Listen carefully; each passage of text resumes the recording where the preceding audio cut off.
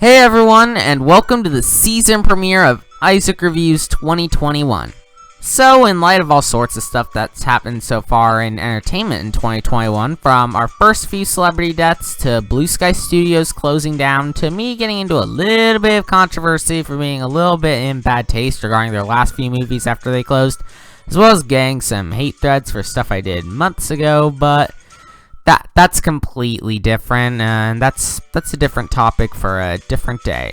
But anyways, from all that stuff, I thought to myself, well, why not distract myself with another season of Isaac Reviews, now with streaming exclusive movies. Yes, I'm changing the rules more this year, where instead of it being it has to have been planned to go to theaters or actually carried through with it, if it goes, even movies on streaming services such as Netflix, Amazon Prime, and Disney Plus that were never destined to go to theaters will now be included in Isaac Reviews. It's mainly so that way I have more stuff to talk about in this show, because last year it wasn't very good for movies, and I didn't even take a look at some of the more streaming exclusive films. So, yeah, consider this sort of like a thank you, I guess. I don't know, Let's just get on with the review. So, I saw Flora and Ulysses on Disney Plus recently. It's a Disney Plus exclusive film, which is why I saw it there. And it's a movie, I guess. It's not great, it's not terrible, it's fine. So I did read the book it's based on in 4th grade, and although I've forgotten a good chunk of it, I know the basis of the book and this movie.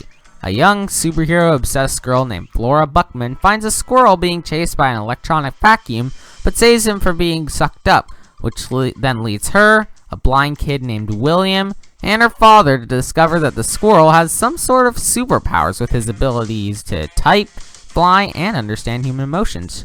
However, they have to keep him a secret from both Flora's mom for the first half of the film, and their town's exterminator, or else he'll be euthanized. Yeah, I haven't read the book in a while, but I remember the plot of that, and honestly, it's pretty faithful just from the plot synopsis alone. And is it faithful as an adaptation? Well, I don't really know. I haven't read the book in quite a while, but if I reread it, then I'll let you know in the comments below, I suppose. I'm sorry, I'm going off script. Let's continue, shall we? So this movie is a prime example of nothing all that special. There's plenty of strengths to it, like the animation on Ulysses, the soundtrack, and the comic book scenes looking pretty well made, as well as the overall message on like togetherness and family and finding importance in yourself. It's a nice message, but at the same time, the main plot is rather boring. The cinematography can be a bit poor and shaky, and the acting is pretty flat. Like, even if you haven't read the book it's based on, it's really predictable. There's cliches all over the place, and the tone is really inconsistent.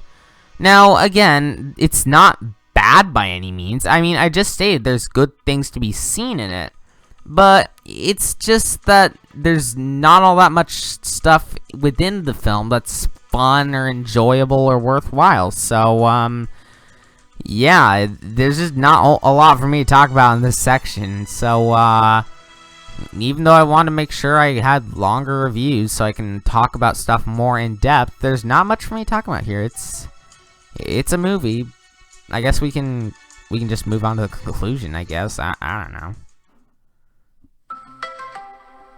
Well, there's not too much else I have to discuss, so I'll try and wrap things up here. Flora and Ulysses is a movie. Has its strengths, has its weaknesses, and it has the ability to be mediocre. Maybe you'll enjoy it more if you've read the book, but even then, don't expect to go into this thinking it'll be some sort of masterpiece or anything, because it's not. Far from it, actually. Disney's definitely made worse movies on their streaming platform, but they've also made better. And, you know, for that, I guess I'll give this movie a 6 out of 10, you know? At least it tried.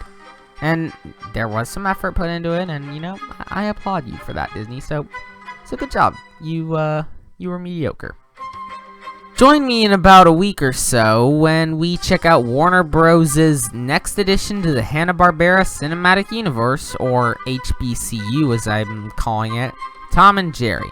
From the small amount of marketing Warner Bros. Put into this, it actually looks quite promising and could actually improve from not just the last HBCU film, but also the last Tom and Jerry film as well.